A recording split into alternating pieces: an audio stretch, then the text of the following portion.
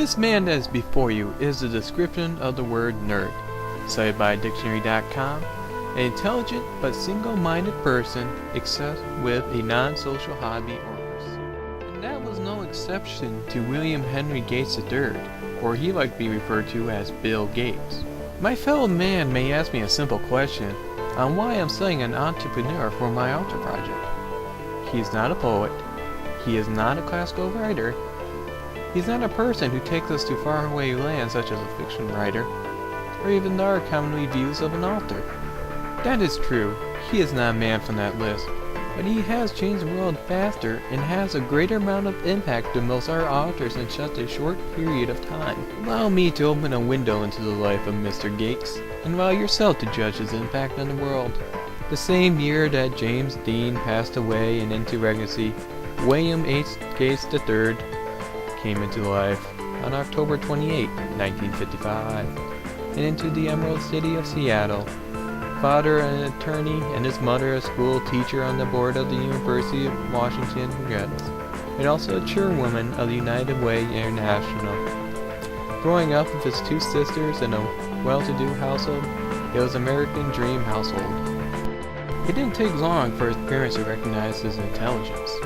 During elementary school, he went to the top of his class in a very short amount of time. He was enrolled into Lakeside, a private school in Seattle, Washington, known for its intense academic environment at the age of 13.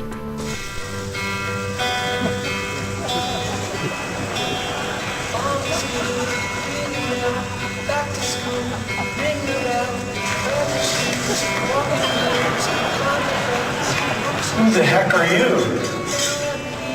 What are you, retarded? I'm your flipping roommate. Get dressed because you promised me you'd come help me at work today. I did? Yes? If I don't get that technology fixed, I'll get fired. Come on. This doesn't make sense. How do I know you? You're so stupid. In 1968, Lakeside decided to introduce its students to computers. At that time, owning a computer was too great of a cost, so the school decided to have a fundraiser, and from the revenue that was earned, decided to rent out time from General Electric. The school had raised a few $1,000s, which they believed would last until the coming year. Bill Gates and his friends would soon prove them wrong. And soon, this group called themselves Lakeside Programmers Group.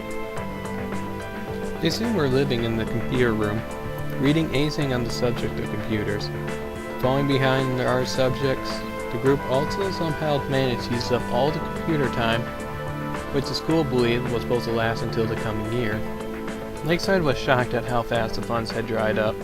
Soon they worked out a deal with Computer Center Corporation by the end of 1968 to give the students more hands-on time with the computers. They soon did more than just learn about computers at Computer Center Corporation. Gates and a few others were even banned for several weeks for hacking into the security, changing the logs, even causing computers to crash periodically. A door opened for the Lakeside Programmers Group when the Computer Center Corporation started to show weak points in their system. Looking to these young students who had knowledge of their systems, even they had caused problems for them in the past, to look for bugs and to find weak areas within the system.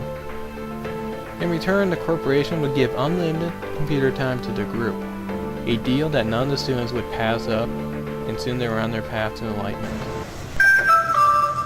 Okay, Napoleon. Your brother and your uncle are counting on you to upgrade their computer systems and increase productivity. Can you really handle this? Of course we can. Bill's like 80 years old. He knows everything. Fine. Just get it taken care of, or you're out of here. I would like to take a break from the presentation and do a side tangent about the computers that Bill Gates and his fellow students were using. They're not like the computers that we use today with the GUI interfaces, monitors, fast, powerful, multi-processing computers. They were a lot different back then. They used tape. Tape's not very common nowadays. So I'd like to give a small video clip of what type of computers they were using. Specifically, the DEC PDP-10, which is a computer that Bill and his fellow students were using at the time.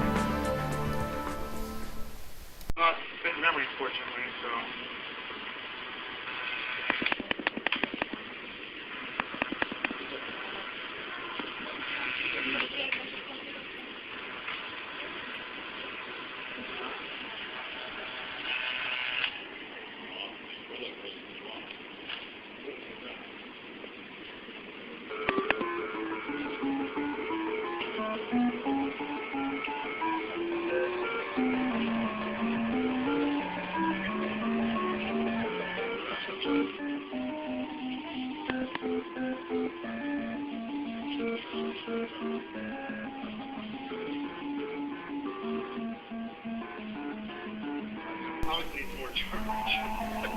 standards appear looks very basic and primitive, but in 1968, Bill Gates and his friends were hooked onto it.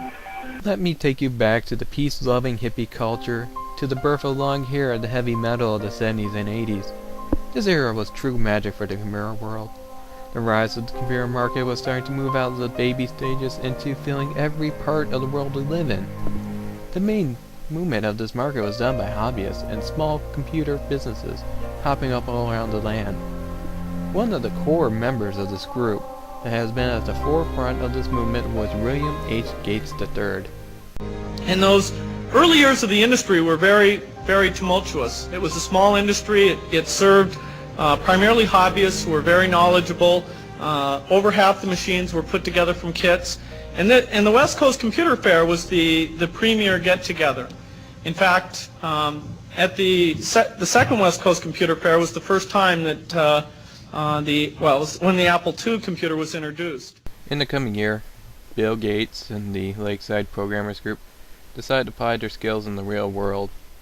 They soon were hired by Information Sciences Incorporated to build them a payroll program. An AR programs that the group made that they would have received royalties for them. Before heading to college, Bill Gates, Paul Allen, and Paul Gilbert, they decided to make a small computer company and tried their hand in the business world called Traffic Data. Its idea was to automate the process of traffic tapes, and which was going to be sold to local road departments and state governments. They were basically building a whole new computer based around the Intel 8008 chip, which hasn't come out yet at that time. So they decided to make an emulator and build the programs before the chip came out, and hopefully sell the computer before really programs and hardware came out for the chip. But the computer didn't actually work. It failed on its first attempt. So Bill Gates and Paul Allen moved on to college and gave the rest to Paul Gilbert. In 1973, Bill Gates enrolled into Harvard University. He actually didn't know what he wanted to go into at that time, so he enrolled into pre-law. But he did take Harvard's toughest math courses that they offered. And then soon his friend Paul Allen came to him showing him a magazine and caused Bill Gates to drop out of Harvard.